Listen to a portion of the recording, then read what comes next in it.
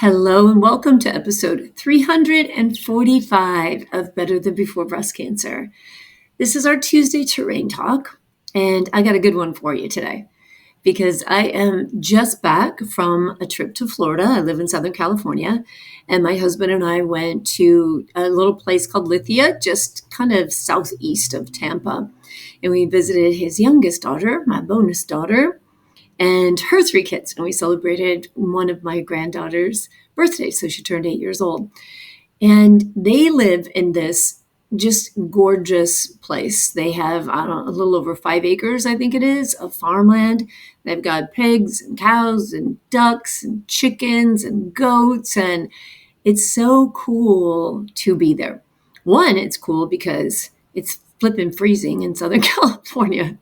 Well, I think that's relative, but we're still in the 50s and 60s here. It's been cold for some time, so it was super nice because I love heat and I love humidity. So it was wonderful to be in these 90-degree temperatures with humidity.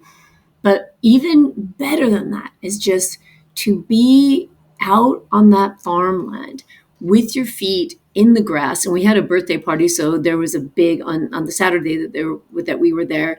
There was this giant water slide out back for the kids, and so we were in the water and on the grass and walking around barefoot and enjoying the day. And it really just got me to thinking, like, when I'm there, I just want to be outside. And I know it's hot, and yes, I sweat, but to me, it's like an outdoors hot yoga class, and I love hot yoga. And I love that cleansing feeling of just getting it all out of you and sweating it out. So I was there on the farm and just outside and taking in the trees and the quiet and just the peaceful, wonderful, relaxing feeling of being there. And I got to thinking about how important it is to talk about what actually happens with us when we have our bare feet on the ground. Now, this sounds like some hippie thing, and maybe because it originally was, but I'm going to give you some science behind this today. And by this, I mean the science of grounding, or what you may have heard referred to as earthing. That basically bare feet on the ground, or your body laying on the ground. Think about going out into the mountains and laying on the floor in a sleeping bag on the earth, or I walk on the beach on a nearly daily basis, and just how different that energy feels. Is it psychological? Maybe some of it. Is it physical? Yeah, it looks like there's evidence that it is physical. And grounding is free because you can walk outside barefoot anytime. Now, I'll put a little caveat there, unless it's, of course, freezing and you live in an actual really cold place where it snows. But there all are alternatives. So if it is difficult for you to get outside during certain times of the year, there are things called grounding mats. And I'll talk to you about those, and I'll put some links in the show notes for this episode, which you can find at thebreastcancerrecoverycoach.com/345. And you can use those, when it's too cold to go outside, or even if you're not feeling well. If you're not feeling good enough to get up and walk around, or even you don't have to walk around, actually, you can just literally sit outside with your bare feet on the ground. But if it's not possible, then using a grounding mat, or there are even grounding sheets, so you can cover your bed with them. These can be super helpful, and I'm going to tell you why. So grounding or earthing, I'm just going to keep calling it grounding because to me, it's an energetic potential. So just like we talk about electricity and things being grounded. So earthing, grounding, same thing. But grounding is a therapeutic technique. And it involves walking barefoot outdoors, laying on the ground, submerging yourself in water, right? Physically connecting with the earth. Now, scientifically, we know that the Earth's surface has a near constant negative energy potential. Lots of electrons that the Earth is producing. And so theoretically, when we contact the Earth with our body, with our skin, and we come into contact with the earth, that those electrons can help to equalize the electrical potential between our body and the earth. So the theory is that electrons from the earth act as antioxidants, which neutralize these positively charged free radicals. I know you're familiar with the term free radicals. So it neutralizes these free radicals that are involved in the inflammatory process. And the theory is that this can lead to reductions in inflammation, pain, stress, wound healing, all these things. And inflammation is a part of wound healing. So I went into PubMed. I'm like, let's make sure this isn't just hippy dippy. What is the science behind grounding? And I searched PubMed, which is a database of all kinds of published and peer-reviewed articles.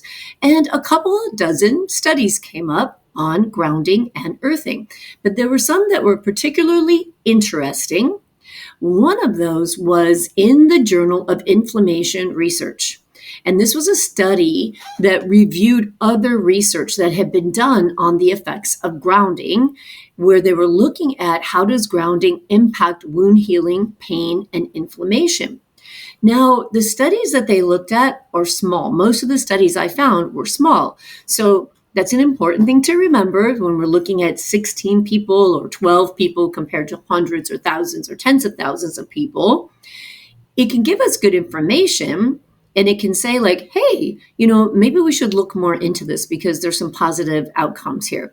So they looked at a lot of small studies. In this one that was published in the Journal of Inflammation, I thought it was so interesting because they showed these 20 different studies that they looked at comparing pain and inflammation. And they did scans of these people. And so you can actually see in the parts of their body where like a PET scan, shows red, blue, green, yellow. So you can see where the inflammation was showing really red. And then they did grounding exercises with these people, or they grounded these people, and then they show the follow-up scans, and it's pretty remarkable the difference that you see in these bodies. So that one I particularly liked. And then there was also two different photographic kind of documentations of a wound, one on a person's arm and another on a person's ankle, where they used grounding to facilitate the healing of these wounds. Super interesting because these wounds healed very quickly, and it especially reduced the inflammation. So after reviewing all of these studies and acknowledging that these are small studies, what this journal said, and their conclusion was that grounding appeared to improve sleep, to normalize the day and night cortisol rhythm, reduce pain, reduce stress, and shift the autonomic nervous system. So works automatically, right? That's the part of our nervous system that just works on its own, to shift it from sympathetic to parasympathetic. So sympathetic, more active, fight or flight, to parasympathetic, rest and digest, right? Rest and relax. It increased heart rate variability, it sped up wound healing, and it reduced blood viscosity. And that's a really important piece of information that I'm going to touch more on in just a minute here. There was another study, and this was an interesting one, but I'm also going to give you some little caveats about this one. So this one was conducted at the Chopra Center here in Carlsbad, California. And I'm sure you've heard of Deepak Chopra, and he's got a healing center where they do Ayurvedic body practices and such things down in Carlsbad. So they did a study, again, very small, 16 people. It was 16 massage therapists. They did a grounding exercise over a period of several weeks. And it was double blind. So this was a good part of it, meaning that the massage therapist didn't know whether they were being grounded or not. And the people conducting the study didn't know if they were being grounded or not. It was a third-party person that had cords, and only that third party knew whether those cords that were going to connect the mat were actually grounding cords or not grounding cords. So that's a good part, and that kind of supports the integrity of the study. But full disclaimer, the study was conducted by the head of research for the Chopra Center, and the grounding mats were provided by a company that makes grounding mats. So, that could be a little bias built in there, but the double blind part of it is good. And they had these massage therapists stand on these mats, and then every single day they had a questionnaire. They would go over different questions like, were they tired? Were they stressed? Were they anxious? Did they have pain? And just kind of measuring how physiologically and emotionally they were feeling. Now, at the end of the study, they gathered all of their data and then they analyzed all of their data, and then they also combined that data with another study that was done earlier by a different organization that was also looking at grounding from more of a biomarker standard. So they were actually measuring people's biological markers like inflammatory markers, blood viscosity, again, another important point, heart rate variability. And so the Chopra Center took their own study and combined the results of that other study and brought them together. And what they found was that grounding really did help, especially therapists who experience higher levels of pain, to become more relaxed, to have less anxiety and depression, and to have improved sleep. And then there was a third study that I thought was really cool, also linked to, and that was published in the Journal of Alternative and Complementary Medicine in 2013. And that study was titled Earthing, Grounding, the Human Body Reduces Blood Viscosity, a Major Factor in Cardiovascular Disease. So this study was looking at blood viscosity. So it's an interesting thing. They were looking at blood under a microscope, and you could see where red blood cells would kind of clump together. And then when people went through grounding exercises over just a period of less than a couple of hours, you could see that the red blood cells kind of opened up. They flowed more freely, and they weren't clumping together, and like we call it coagulation, right? When blood coagulates or clots. And that's important because blood viscosity, so the thickness or the gooiness, we call it thick, sticky blood. Thick, sticky blood is a contributor to cardiovascular disease, but it's also a contributor to angiogenesis, to the building of the blood supply to cancerous tumors in the body.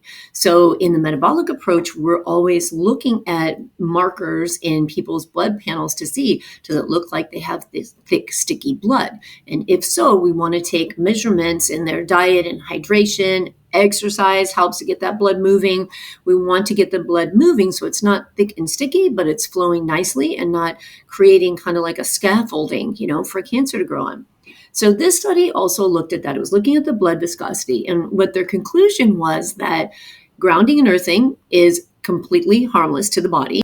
And even though to that date in 2013, there hadn't been any systematic studies of grounding, like large systematic studies, and there's still not really any large ones, they're pretty small ones. They said that, however, and this is a quote, however, there are anecdotal reports that patients using blood thinning drugs such as warfarin or Coumadin need to have their clotting time monitored when they begin to make more frequent conductive contact with the earth, meaning they've got to watch those blood thinners to make sure the blood's not getting too thin, because they're getting that effect, that blood viscosity thinning effect, when they increase their contact with the earth. How cool is that? And it goes on to say, when physicians recommend evidence-based, harmless, and simple natural interventions, alleviation of human suffering and improved quality of life can be realized. So the cool thing about these studies and others that I read over were, even though they're small, overall they were pretty well conducted. And even though I saw some definitely that could lead to some biases or give you the indication there were some biases, they still had enough evidence that, like the reviews say, that it's anecdotally, there's enough there, it tells enough of a story that it would be good to do more research in this area, that we're seeing helpful things happening, and that using grounding or even doing more research into grounding can be very beneficial. And I want to talk about it because you've got nothing to lose. It's totally free. Put your bare feet on the ground. Put your bare feet in the water. Lay in the water, right? Do something like that. See if it helps you. Or if you want to make a small investment into something, I think my grounding mat, it was like $89 or something for one you could put on. It's pretty long. You put it on the bed. If you're sitting at the office a lot, if you think, gosh, I never get outside, you can put a grounding mat at your feet under your desk and put your bare feet on the grounding mat. So you're getting that nice exchange of that negative potential, and you're kind of, balancing out the energy of your body. So you can use grounding mats. They're really not that expensive. And there are grounding sheets, but I think even I saw like king size beds, they were less than a couple of $100. But you could start with just a small grounding mat for like $45 or something. See what you think. See if it helps you. Or start by just making a point of 10 minutes a day, getting outside and putting your bare feet in the ground, and see how it helps you emotionally and physically. Something that I did read in one of the studies was talking about how women who were going through menopausal hot flashes experienced improved sleep and more solid and peaceful sleep when they slept on a grounding mat. That's pretty interesting because I know I deal with a lot of clients, and for years I went through this myself, where as important as sleep is to us, it was nearly impossible to get uninterrupted sleep because of hot flashes. So if you can find something that's kind of inexpensive and try it out and see if it helps you over a period of a couple of weeks, I mean, why not, right? Like the studies say, it's not going to harm you to do some grounding. So I wanted to share that information with you because I think so much of the time we get caught up in the high level stuff, the hyperbaric oxygen treatments, the high dose vitamin C therapies, all of these therapies, ozone therapies, and things that can cost thousands of dollars. And we overlook, or we think because it's so simple, these simple, natural, free things, we don't do them. But what if you did? Like, what if you stopped? And I hear this from people often. Oh, I tried that and it didn't work, right? But what if you tried it with some consistency? What if you did it for 10 to 15 minutes a day for a few weeks and really tracked how you felt and be your own clinical study and see what it does for you? But I personally am a huge believer in grounding. I know how good I feel when I have my bare feet on the ground. And I'm a believer in the grounding mats because of that exchange of energy. I highly recommend that you check out some of these studies, that you read them, especially the one that I talked about that shows you the actual images of the reduction in inflammation in the people's body and the wound healing after grounding. I thought that was really fantastic. And again, even though it's not a large study, when I see something like that, I think, okay, there's some value there, and that's definitely worth, and hopefully there will be more study in this area.